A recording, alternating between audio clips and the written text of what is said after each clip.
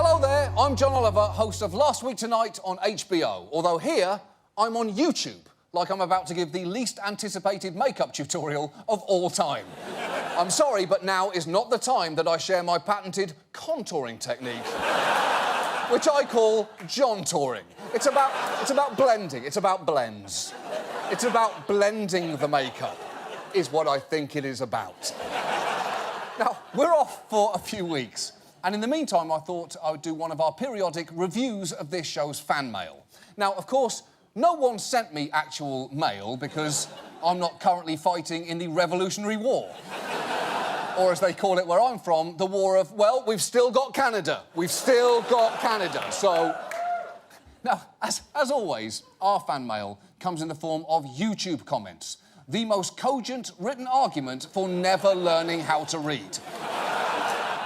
I would like to share some of my favourite comments, not all of which are hateful. In fact, one viewer even wrote, "John Oliver has magnificent eyebrows," which I appreciated, and I'll tell you why, because no one has ever called any part of my body magnificent. Ever. But then I got a little confused when I saw that someone else had written, "John Oliver's eyebrows are alien caterpillars and move independently of each other." And I thought, well, that's OK. That's OK. That does still technically fall under the umbrella of magnificent. There's no more magnificent eyebrow than one that is sentient and moves independently. So you know what? Sorry, Cara Delevingne. I'm the new queen of eyebrow thickness. Step off! Step off, Cara! Now, the problem is, things went steadily downhill from there. One commenter said, "John Oliver looks like a mix of a Pokemon and a child molester," which made me a little mad because there is already a mix between a Pokemon and a child molester, and it's called Gengar. Look at that creep! Look at that creep! But the most discouraging thing I saw was a comment that read, "At least you serve your corporate masters well, unfunny live-action beaker," which was incredibly discouraging because... mainly because I was annoyed that I hadn't thought of that myself. I don't mind being insulted by commenters, but it really hurts when I'm out-comedianed by them. Honestly, many people who try to insult me on YouTube have badly missed the mark.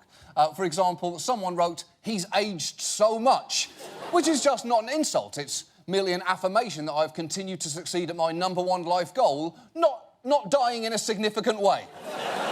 That's something I've been consistently good at since I was born. Another comment simply described our show as uniquely boring, which, again, it's not an insult. It's not. For something to be both unique and boring is a true feat. It's a phrase that I would reserve for something exceptional like a Ken Burns documentary about snails. But of all the comments I read, one stood out above all the others and really made me feel good about my career choices. And that comment laid out a challenge I'm prepared to take on, because this comment read, "John Oliver, I bet you $1 zillion that you won't feature this comment in a video." Well, touche, anonymous YouTube user. Pay up. Pay up. And to the rest of you, I will see you never. I don't need this shit anymore. I'm a zillionaire now. Last Week Tonight returns on the 24th of July, unless I can't find a place to dock my new yacht. Until then, you're all monsters. Goodbye.